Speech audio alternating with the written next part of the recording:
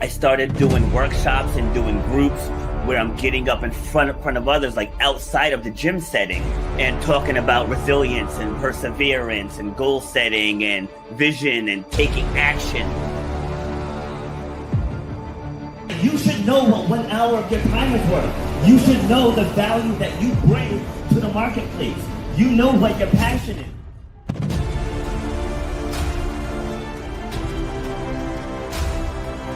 Starts with clarity of vision. If you don't have the clarity of vision, whatever next thing you get, you're not going to see it through because you don't have the clarity of vision. So the point of my pain was being told you will never run or jump again. And all that stuff, I was like, you know what? Like, I want to be able to take this even bigger. If you know why you do what you do, you have to know how to charge for what you do. That's how you're going to change your life, and that's how you're going to leave a legacy for your children and your family. You got to know your worth.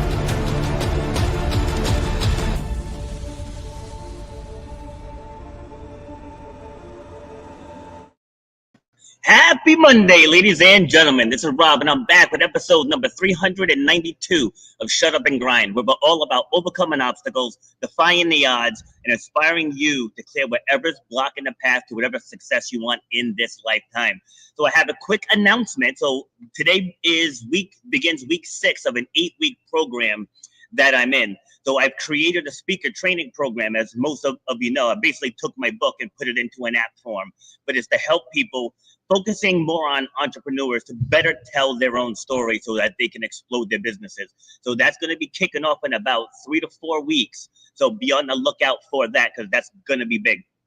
Today's tip of the day: be you, man. Be you. Be authentic. Stop trying to live somebody else's life. Stop trying to live somebody else's dream, and be you. Like, I show up on these platforms in a tank top, and a lot of times people question it. I'm like, but this is who I am. I'm an athlete. I'm a competitor. I'm a fitness coach. I don't belong up here in a shirt and a tie. I would never set foot into this gym in a shirt and tie. So I show up on these various platforms. I've actually turned down gigs because they wanted me to dress professionally. And my response was, whose profession are we using? I said, because in my profession, I can wear a tank top. You know, and most of them kind of back down to that, and they allow me on because it's about the content that I'm sharing. It's not about what shirt I have on. So show up, be authentically you, and the right opportunities will show up in your life. All right, off my soapbox. So now today I'm going to be talking about leading through the fire. And helping me have this conversation is Matt Kutz.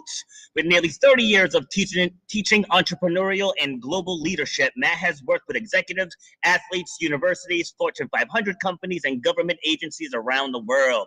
But in 2023, everything turned personal when he was diagnosed with advanced metastatic prostate cancer. So let's dive into his story, and we are going to welcome Matt to the show. How we doing, sir? Hey, how you doing, Robert? I'm doing fantastic. Awesome. Where are you joining me from? I'm in Ohio, Toledo, Ohio, in fact. Toledo, Ohio. Oh, are you originally from there? Yep, home and bred, born and bred here. Awesome. What do you like best about it there? Nothing. I'm trying to leave.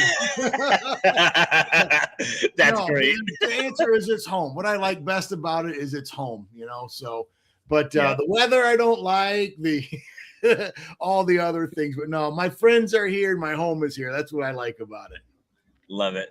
Yeah. So I'm in Rhode Island. So I'm sure you probably heard on the news, we had a record-breaking blizzard a couple of weeks ago. Yes, and the thing, I'm out there shoveling with the snowblower. Like, why do I live here? I'm like, there's places in this country where it doesn't friggin' snow. Like, exactly. Why am I here? Yeah, no, tell me about it. I just got back from Australia like 5 days ago. It was 85 degrees, 90, beach life. I was in Gold Coast. It was absolutely beautiful. And I'm there walking around. I was like, why am I going back to Ohio? Why am I going back to Ohio? So it's familiarity, you know. I'm sure as we get into our conversation today, like, a lot of people stay stuck because they stick with the familiar, and that unknown kind of throws them off course. But we'll get there. We'll get there in a minute. All right. So first, let's find out a little bit more about you. How would you describe yourself? How would I describe myself? So the thing that really gets me excited about living in life is talent development. I consider myself kind of my identity and my core is talent development, and what that means and looks like for multiple different people. Without going into the full resume and all that kind of stuff, I'm a certified athletic trainer, strength and conditioning coach. Worked with the Olympic teams in 3 different countries, done a lot of neat stuff. So the foundation of who I am and what I do is about making people better. And recently, the last 15 years, I have been moving that out of just athletes only to what I call the corporate athlete, and getting businessmen, businesswomen, everyday people into the proper mindset of what I call becoming epic, and what that looks like. And so talent development at the heart of it all, I think, encompasses the big picture of what I'm about and what I do. Nice. Yeah. Very, very similar to what I do. Like, people always ask me, I say, I help people get out of their own way. Yeah. Like, I spent my whole life in my own way. Yeah. So it's like the things that I share, and I always preface when I say this, that I'm not knocking education whatsoever. I said, but the things that I teach, I've lived through. Yeah. Like, right. I've gone through these things. Like, this isn't something that I picked up somewhere. It's like, I lost everything. I've been divorced. I've had to rebuild from nothing. I had to, when I started my fitness business, I had no credit. I had no savings. I had no college degree, and we still made it all happen. Right. It's drive. I always say the 3 things people need: vision, what do you want, drive, and perseverance. Yeah. If you got those 3 things, you can do anything. Like, what's your philosophy of what keeps you moving? Yeah. So one thing, just to comment on what you said, is experience is the best teacher, and Yes. so I think that is a good segue into what keeps me moving is experience. And I don't mean the accumulation of time. I mean new and exciting experiences. I am very proud of the fact that I'm that guy who intentionally tries to do something that I've never done before, just so I can learn something new. I just deplore this whole idea. One of the things I talk about is confirmation bias, and how we tend to look for things that already support what we agree with, already validate what we think, and we frame our world around that. I intentionally try to put myself in situations that are uncomfortable for me, just so that I can learn new things, go to new places, experience new people. Yeah. So have you ever done an obstacle race? So I've done triathlons. I've never done an obstacle race. My son does obstacle races. I've never done those, but I do compete in 5Ks, half marathons, 10Ks, and triathlons. All right. Yeah. So triathlons, like, the average person will hear triathlon and be like, hell no. Right. And it's the same thing with doing like a Spartan Beast, a Tough Mudder, a Spartan Ultra. It's like, when I describe these things, people are like, this sounds terrible. Yeah. And I'm like, yeah, like they're really not fun per se, but when you cross that finish line, you feel fulfilled. It's like, it's freezing cold out here. I'm soaking wet, going through all the obstacles, climbing up and down the mountain. My knees hurt, my ankle hurts, and people are like, well, why do you do it? I'm like, because it's a challenge. Yeah. I love the challenge of it. And too many people, like I said earlier, they stay in that comfort bubble because they fear the challenge. That's right. They're afraid to try something new. You mentioned the unknown, and people are afraid of the unknown, and that's so true. And what people don't recognize and realize a lot of time is how many different types of unknowns there are. And I've always thought it was interesting, and it's something that I'm interested in. I've written about it in a couple of my books. But the different dimensions of unknown. There are known unknowns. Those are things that I know I don't know, and I know someone else does. Then there are unknown knowns. Those are the things that I don't know, but I'm fairly confident someone out there does. And if I mess up too bad, they'll tell me. And then the real scary space is the unknown unknowns. And those are the things that I don't know and no one else knows. It's what we can't see coming, and surprises us when it gets here, and surprises everybody else when it gets here. And And what I think is so interesting about that is the stuff that you're doing, the stuff that I'm doing actually prepares people for the unknown unknowns. And that's why I think it's so important to use a business phrase, diversify your portfolio relative to your experience. If we only do the same thing all the time and only stick with what we're comfortable with, what's familiar to us, and what we know, then when the unknown does happen, and I promise you it will, then you're going to have the wind taken out of you. You're going to be shocked. You're going to be surprised. You're going to get discouraged. But if we're always trying to do things that are unfamiliar to us, the probability or the chances of that unknown thing blowing us off our feet are much less. I'm not saying it won't be hard. I'm not saying it won't be difficult or anything like that, but the probability of us surviving it and even thriving because of it are much, much higher. Yeah, and so I mentioned it twice already. I agree with everything that you just said. Like in my intro video, I mentioned clarity of vision, and then I mentioned vision, drive, and perseverance. People tend to fall off because they focus on the challenge. Yeah. Like they don't focus on the end goal. Again, going back to obstacle races as a metaphor. Another thing that I love about them is when people are in that start corral, nobody's thinking about not finishing. Right. Nobody is. Everybody's like, I'm going to get that pin. You see people out there limping. You see people bleeding, right? And they're still moving forward. Yes. To your point, life is definitely going to happen, right? But if you stay focused on the goal, you're going to get through the problem much, much faster instead of just swirling in that stress and anxiety of whatever that problem is bringing to you. That's right. It's one of the things that I talk about is this idea of foresight. So I wrote a book called Contextual Intelligence. And in that book, I outlined the 3 factors that help people succeed in life. I call it 3D thinking. The 3 Ds are the 3 dimensions of time: hindsight, insight, and foresight. And what you're talking about is foresight. And I completely agree. And my research actually supports that. I've been studying this for at least 15 years. In a formal studying sense, not just reading about it, but actually conducting research and things like that on it. As a professor, I have to do that to keep my job, so to speak. Yes. But what's interesting is what you said is 100% true, because people limit themselves for what they would like to do because of the obstacle that's in front of them. They don't have the foresight. They can see what's in front of them, but they can't see beyond or past what's in front of them. And so yes. I think that's a big, big problem.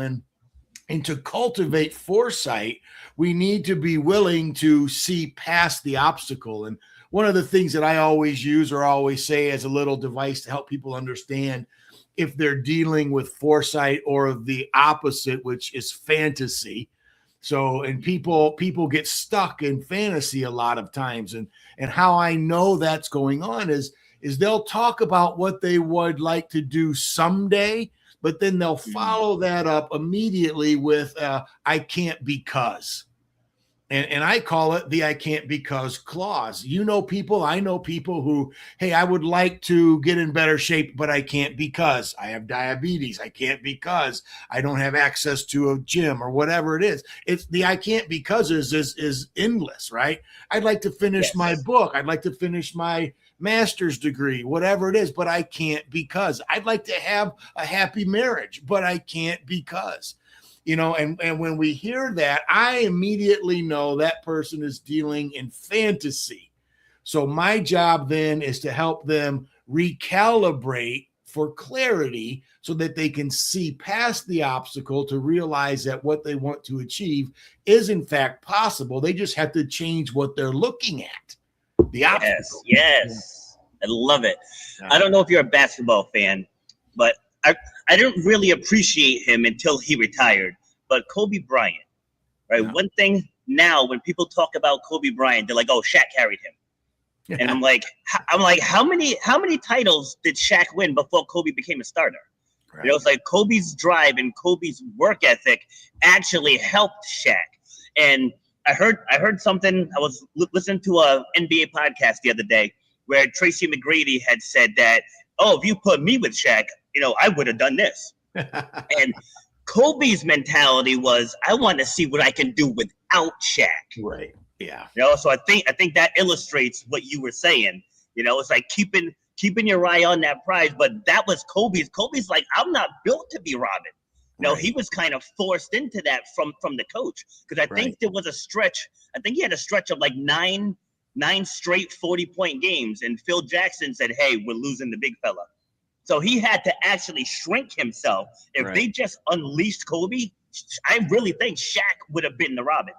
Yeah, I agree. And what we're missing in that picture, and what people are missing in that picture, is the dynamic of team. Phil was a successful coach at other places too, who had also had some pretty rock star level players. And and they same thing as well with Scottie Pippen, Michael Jordan, these guys early on, Dennis Rodman. What about these guys? And well, they were carried by each other. The reality is, Michael made them better, and they made Michael better. And same thing with Kobe and Shaq. Shaq made Kobe better. Kobe made Shaq better. That's what frustrates me about this conversation that people are having is, well, so-and-so carried so. Listen, nobody carried anybody, because everybody worked hard towards the ultimate goal that the team decided was important. And the same thing's true in life. We just talked about, fantasy or foresight and getting to that place where we want to get to, whether it's professionally, personally, physically, relationship wise, whatever it is, or all of the above. I mean, I'd like to thrive in all of those areas, actually. So how do I do that? The first thing I've got to recognize is I can't do it by myself. Yes. I need someone to help me. And that's where not only what you and I do come in, but also the importance of the community that the people put themselves in who are claiming they want to be better. I would argue somebody who claims they want to be better but doesn't change their environment or the context that they're in is blowing smoke. Yeah, and I'll add on to that. It's perspective. Yeah. Perspective is everything. Like if you wake up and you're just braced for a dog fight for the entire day, you're going to be in chaos for the entire day, right? If you wake up and say, all right, these are the things that I have to get done. These are the things that can get done, but it's not earth shattering if it doesn't get done today. And then tomorrow you wake up, those things that you didn't get done become the urgent things for today, and so on and so forth. And then, you go outside and you have a flat tire, replace the damn tire and go on with your day. It's like here at the gym, my first class is 5:30 in the morning, and someone will come in for like the 7 o'clock class, like, oh well, this day's going to hell already. Right. I'm like, because you had a bad moment. Right. All right. So you spilled your coffee on when you change your clothes and get on with your day. Right. It's like that doesn't have to ruin the rest of your day because you had a bad moment. What's funny about that is it sounds easy, doesn't it? I mean, it's just because that's my philosophy, and I'm the I've been an athletic trainer for 30 years. I've worked with some of the best athletes in the world, and I've also worked with some pretty lousy athletes, in other places and things like that. And one of the things that I've noticed is, the old Monty, the old saying for athletic trainers, just get up and rub some dirt on it, shake it off, put an ice bag on it, and then get back to what you're doing, kind of a thing. And for some people, that's the normal frame of mind. For my opinion, winners, they understand that this is just a momentary setback. Yeah. Whereas people who aren't as talented, I'll just say it like that, tend to use those opportunities as excuses. Yes. And that's what I can't abide. Don't tell me you want to be better and then tell me that you have a flat tire, you spilled coffee on yourself is derailing your day. That just means to me you really don't want to be better. So we need to start back over, and exactly. because it's what? Change your shirt. I was actually at a restaurant yesterday. It's so funny you said this. And I dropped, I made the mess on my shirt. I dropped something on my shirt. Fortunately, I had a vest on, and I had another meeting to go to after this lunch appointment. So I just zipped up my vest. I know somebody else is like, I know I can't unzip it down here. I got to keep it zipped up to here. It's no big deal, no big problem. Somebody else, I know people who that would have been like, I've got to cancel my next meeting. I need to go home and change my clothes and all those kinds of things. And come on, be an adult. Exactly. You know, eyes on the prize. Yeah, like there was a woman here in the gym last week having a meltdown over a group text, right? I guess the group text kept going. And so I went over, I put my hand on her, I said, you realize there are people that are not going to eat today. Right. It was like, and you're having a meltdown over a group chat. Yeah. I'm like, going back to perspective. It's like, just let that sink in. There's a button like, on the phone that says delete.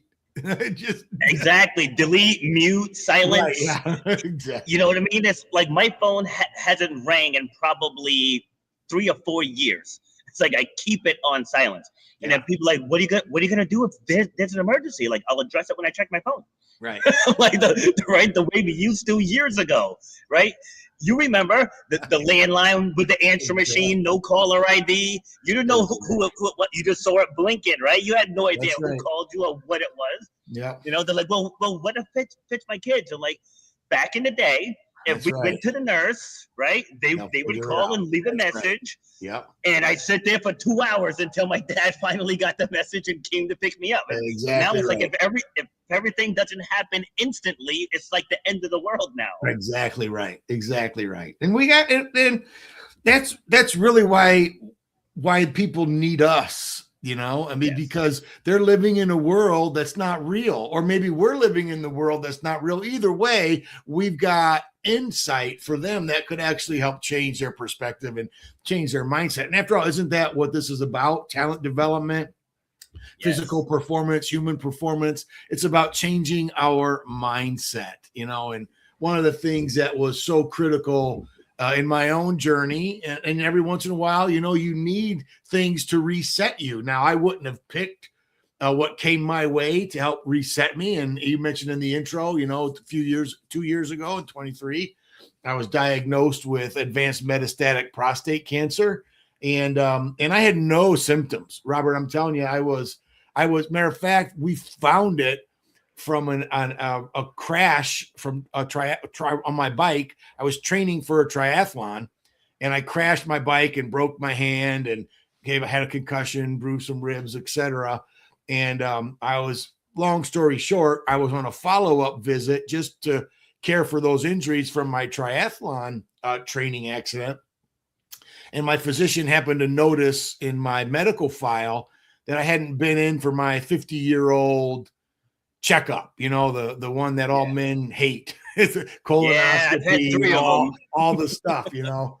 And so, but I looked at him, he looked at me, he's like, well, you know, I don't need it. You know, I'm healthy. I mean, only time you ever see me is for an orthopedic injury. You know, I'm not sick. I'm healthy. You know, I'm active, blah, blah, blah. And he goes, I know, but you know, we should, it's just common good practice. So we did. And that's how we found it. I would have never known otherwise. And so that was a life altering insight for me that, you know, of course I went through grieving, denial, anger, bargaining, all those things, you know, like normal people go through. And it's important to tell your listeners and that they realize that being upset is not a bad thing. Going through grief, experiencing loss and understanding and grieving that is okay. That's normal, but you can't stay there, you know, and so many people go through this thing and they stay there. Listen, take a moment, catch your breath, be upset, be angry, be mad, and all those things are fine. But then once you do that, and once it's run its course, don't keep feeding it. You know, let the initial moment be all the food it gets. And again, take your time. And I understand that our mental dispositions and mindset would mean, well, one person maybe needs, you know, 2 months to go through that process. Somebody else might only need 2 weeks or whatever. And I know that's different for everybody. And some might even need longer than that. That's totally okay. Yeah. What becomes a problem, however, is whenever that course has run itself, you decide to stay there and keep feeding it with the former truth. And that's what we can't do. And that's, for me, I had to realize that myself. It's like, okay, at some point, I got to get back on a bike. I know this, and I have 5 more months of treatment. So I've had one of the worst cases of prostate cancer you can have. Everybody talks about it being, the good cancer. Listen, there's no such thing as that anyways for anybody, but there is a high cure rate for it. So that's what they mean when they say that. But in my case, it was pretty dramatic. It had already started to spread. They found some in my lymph nodes. They found some in my pelvis. So I had a very, very aggressive. In fact, my doctor tells me one of the most aggressive treatments that a man can have. And so that meant a lot of time off for me, a lot of downtime, radiation, radical surgery, a certain type of medical intervention called ADT, which stands for androgen deprivation therapy. And let me just tell you, that's hell, because the point of that therapy is to remove testosterone from my body. Now, you tell an athlete, someone who's active, someone who's competitive, someone who still likes to compete, who has 2 sons, by the way, who are in their 20s and experiencing the prime of their life and all that kind of stuff. You take testosterone out of my body, that changes who you are. It really, really does. And that was hard for me, hard for my wife, to understand, this is the man I married, or this is not the man I married. And think about testosterone just for a moment and what that does. And I don't mean the sexual stuff. I mean just the regular hormone, what that does to a man's body. It muscle tone, aggression, assertiveness, confidence. These are all things that that testosterone does. And so 2 things happen when testosterone, because mine needs to be dropped to 0 because it's actually what feeds prostate cancer. So I mean, it's a long story. We don't need to get into all the medical stuff about it.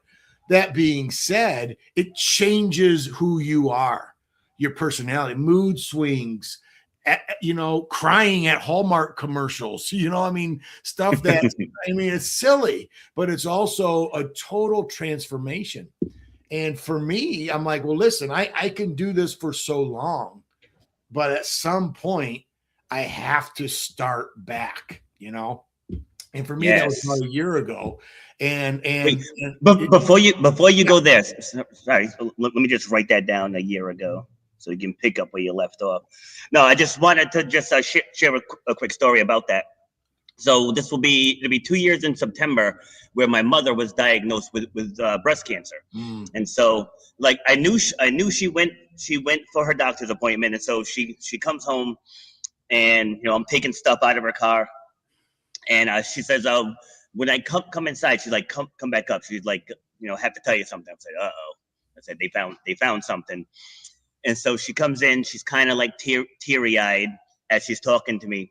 And she's like, I tested, I have breast cancer, and she's starting to think like she's gonna die, right? And I was like, wait. I was like, reel it back in. I'm like, how big is it?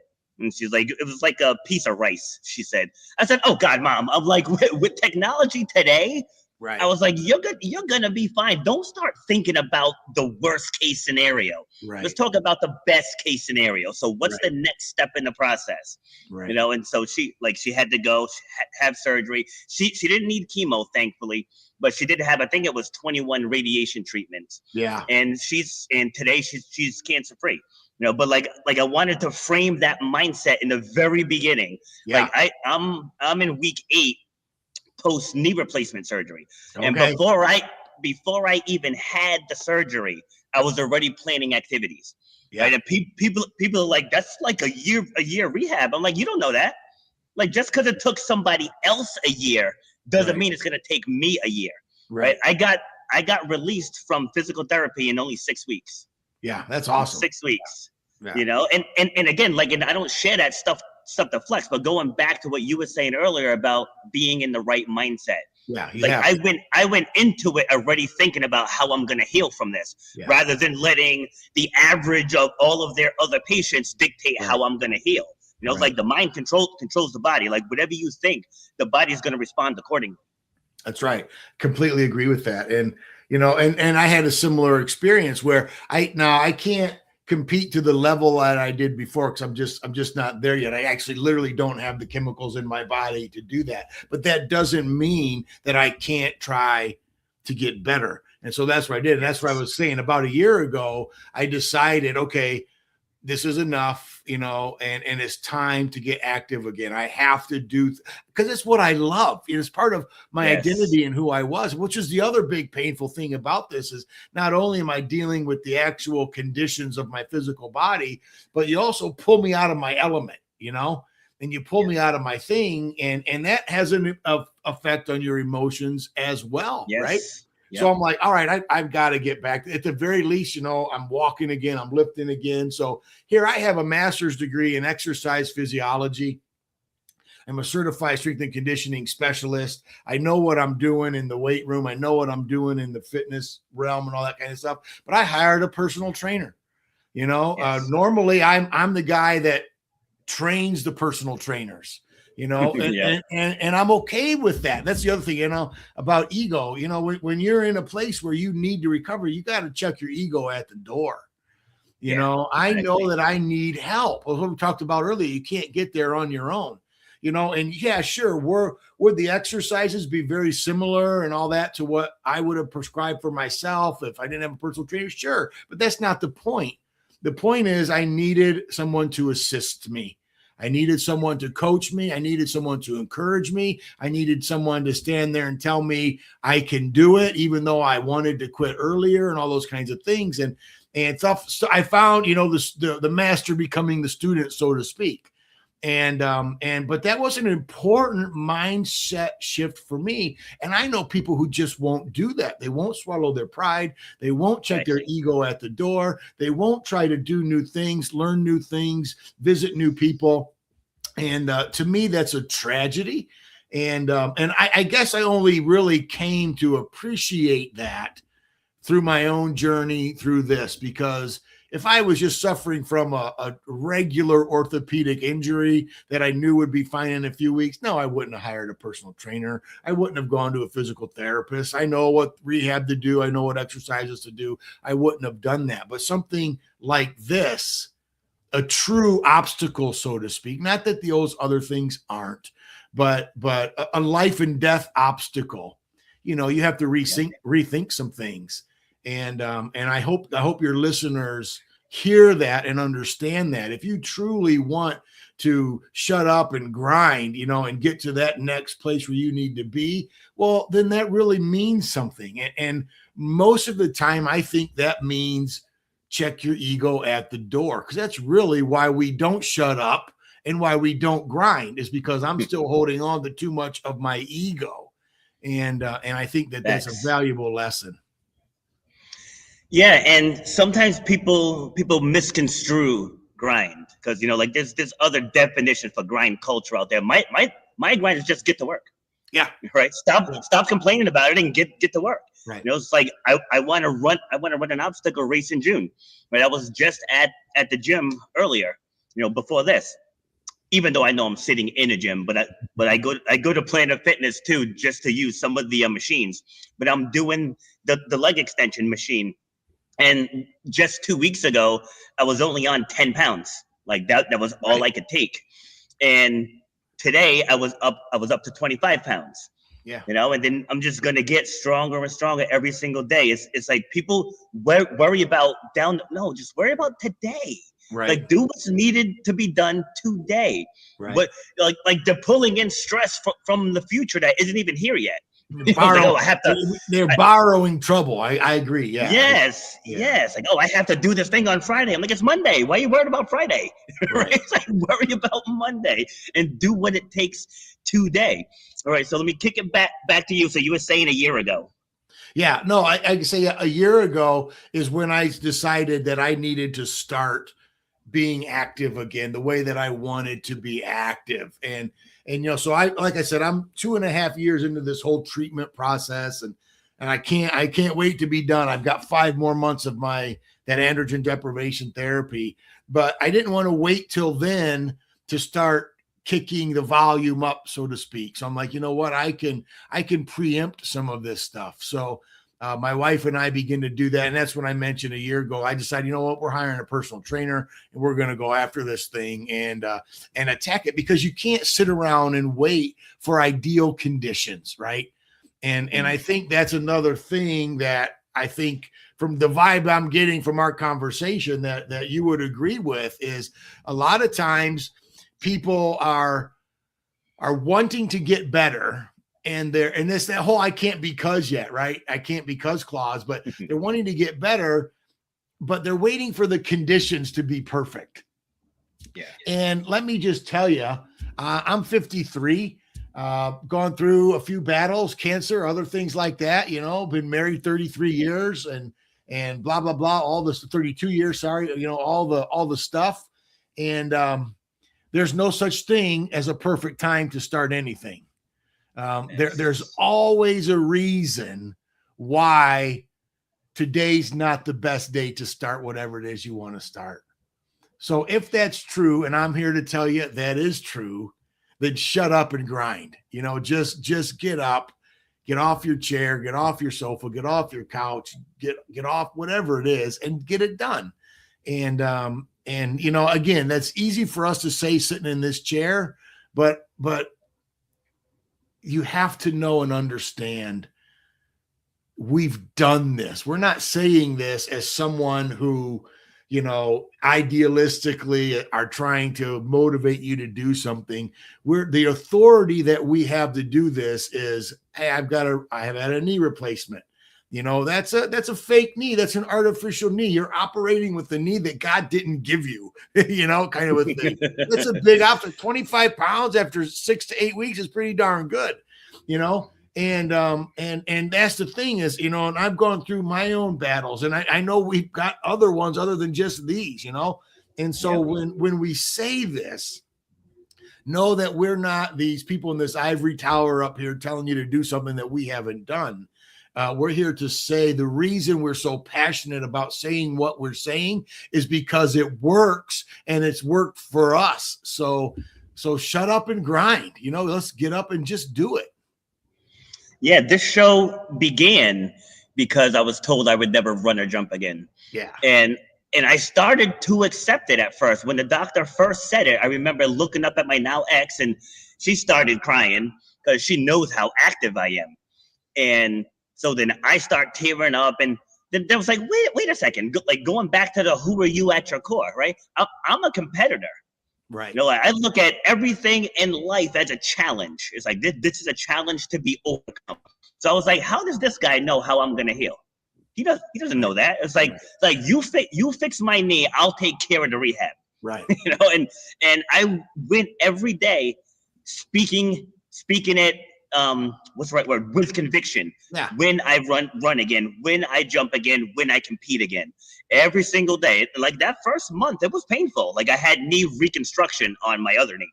Okay. And it was painful. It was very painful, but I did what I had to do every single day. And when I ran for that first time, I made myself tear up because I was like, you did it. You defied the first step. So then we'll work on jumping. Then we'll work on building strength. Well, building strength first. Then we'll work on jumping.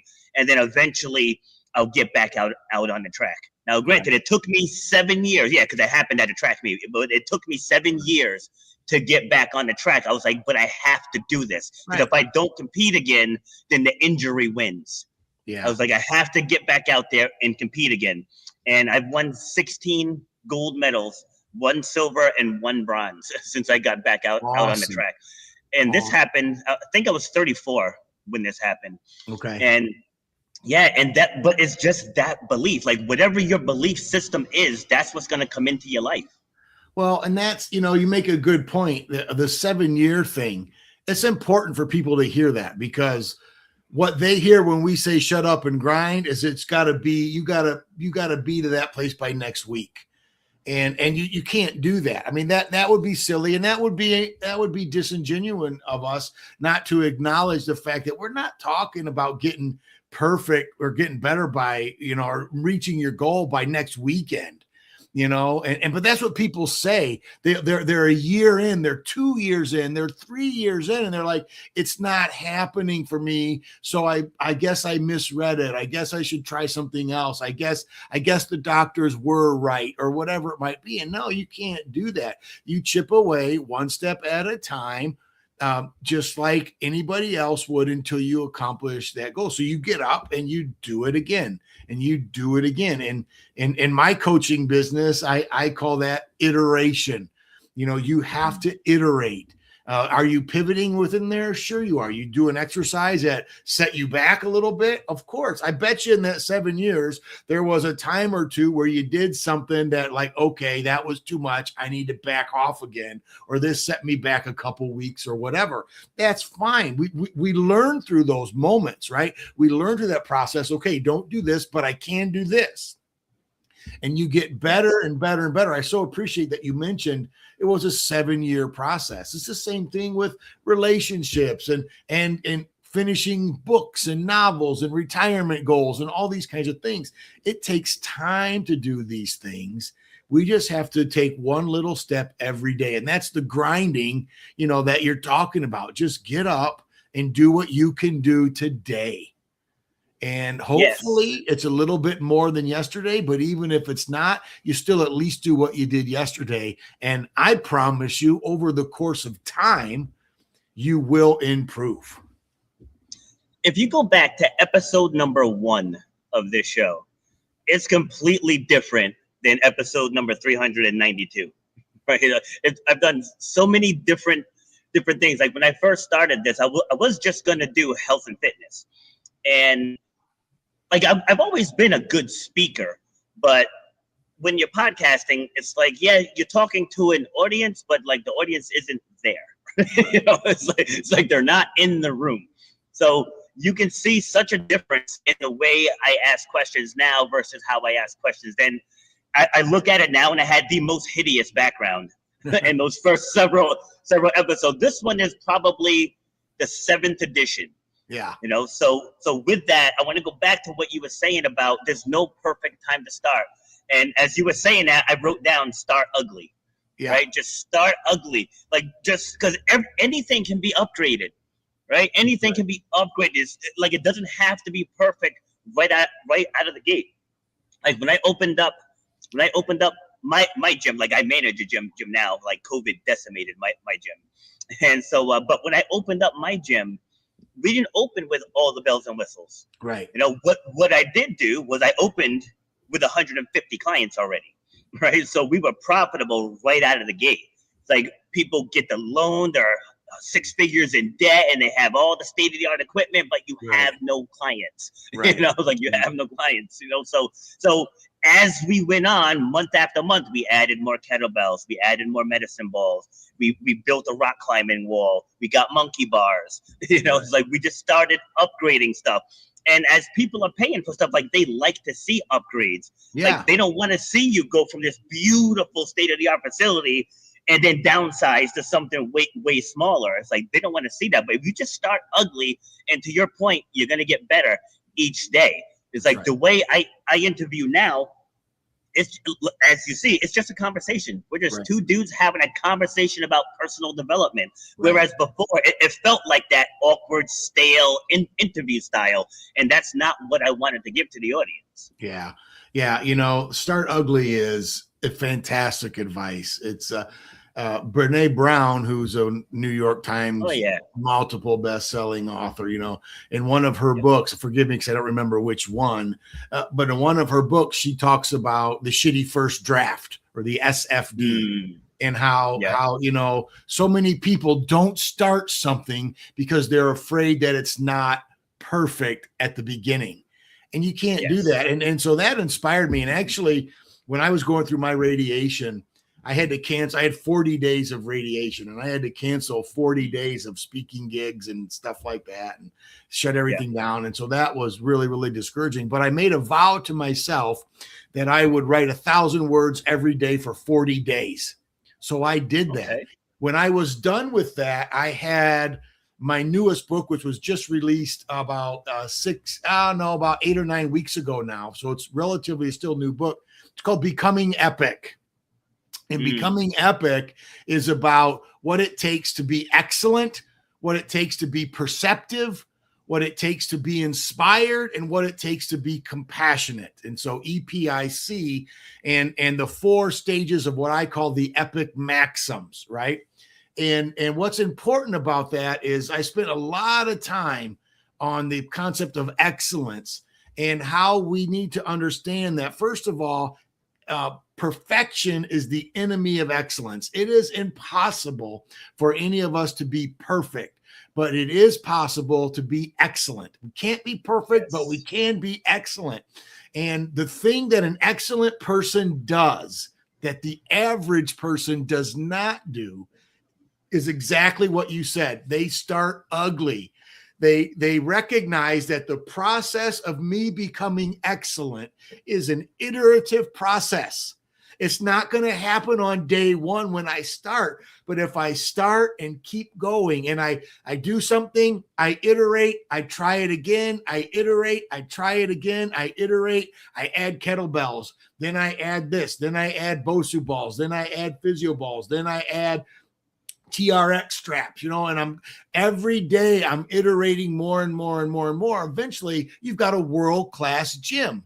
Now, did it start off as a world-class gym? No, but it became one, and it became excellent because I understand I need to start ugly or do what Brene Brown says, to start with that shitty first draft and then I just make it better a little bit. And it might not even be recognizable to other people. Iteration 1 to iteration 2, you know that you change this paragraph to this paragraph, and that might be all there was in your first draft. But now the second draft is a little bit better. Your third draft is a little bit better. Fourth, fifth, sixth, you might be 7, 8, 9 drafts into it. Then you realize, oh, now I've got something worth reading, or whatever. And that applies to every area of life. So I think excellence is the cornerstone of living an epic life. Now, again, there's those other three maxims. If anybody wants to read that, I have a free first chapter out there available to you. If you would just text the word epic, EPIC, doesn't matter if it's all caps or lowercase or a mix, you can spell it any way you want, EPIC to the number 55444, 2 5s, 3 4s. 55244, text epic, and you will get an immediate PDF of chapter 1 of that book. So free of charge. I don't even ask for your email if you don't want to give it or anything like that. So it's a great option for you. You could also get the book on my website, MatthewKutz.com. So love it. Yeah. So I coach a high school track and field team, and like the first day of every practice, I'm like, what is your goal? What is your goal? What is your goal? And then I make them amplify it. I'm like, when you're an athlete, you don't want to be realistic, right? The realistic people don't win. Right? So like, I went to one of my high jumpers. Say that again. Realistic people don't win. Listen, exactly. I couldn't agree with that more. I mean, I know that sounds weird and counterintuitive, but if I could call you dude, I'm sorry, but I don't mean to disrespect. I'm like, dude, that is spot on. Yes, yeah. I asked one of my high jumpers. His PR was 5'8". I'm like, what do you want to jump this season? He's like 5'10". I said 6'2", and his eyes was kind of like, I'm like 6'2". He ended up jumping 6'2", and he qualified for the New Englands. And an even better one. So this was 2 years ago. One of my distance runners, he was in the 1K. This is at the New Englands, so all 6 New England states. He was seated 12th, right? Guess what pep-up story I gave him? I went over, I put my hand, I said, Cole, I said, you're seated 12th, fix it. Yeah. That was all I said, fix it. Right. It's like in that moment, I think sometimes coaches over-explain. It's like we had the entire season of pouring into him. This is the moment now. Get out there and fix it. He ended up second. That's awesome. That's after being seated Have to be in seated 12. Yeah, He got second just because he looked inside, he left it all out there and ended up. I said, just because the paper says you have no chance of winning, that doesn't mean you don't have a chance of winning. Right. So people have to understand. So let me throw it back to you for some final words. If there's anything you want to throw in that we haven't covered yet, and then let people know where they can find you. Yeah. So, first of all, I need to say thank you to you, Robert. I do these podcasts and I'm just like, what kind of conversation is this going to be today? And great conversation, tremendous insight, and this is unusual for me. I'm not going to recap what I said. I'm going to recap what you said. And that's, start ugly. I absolutely can see that as critically important advice. People who are out there and they want to get to where they think they want to be, listen, start ugly. And then the second thing that you said is be unrealistic, and because unrealistic, we fabricate our ideal future, right? Based on what we think we can do, which is predicated on what we were capable of doing in the past. Your future self is not the same person as you are now. So researchers have shown us for years now that people have a very easy time looking in the past and recognizing how much they've changed from then until now, right? So I can look back in the last 50 years of my life from 8 or 40 when I was a teenager kind of on up, right? And I can see, boy, Matt, you are not the same person you used to be. And I can appreciate that. But what people don't do, humans just can't do this with the way our mind is I can't see myself today and look 20 years into my future and see myself as different than I am now, even though I know that I'm not the same as I was then. So this is what Shut Up and Grind is all about for me, and talent development is about for me, is understanding, listen, one of the key things you need to do is start thinking ridiculous thoughts, because your future self is probably that ridiculous person if you'll allow yourself to imagine that. But a lot of people won't. So I want to say, do it. Imagine that ridiculous self in your future and then see what happens. So I appreciate the time. The best place to reach me is at my website, MatthewKutz.com. You can also text your number that's on your screen there, and I'll send you a free gift. And then if you opt into it, you can get emails and stuff from me. You don't have to do that. It's not a condition of getting the free gift. But if you want more of my articles, I've got 8 or 9 free articles on my website. Contact, but again, it's MatthewKutz.com. Love it. I have nothing else to add. You nailed all that. So I want to thank you for taking the time to come and share. Take that down. Yeah, sharing your expertise. You can tell that you're passionate about helping other people, and that's what this show is all about.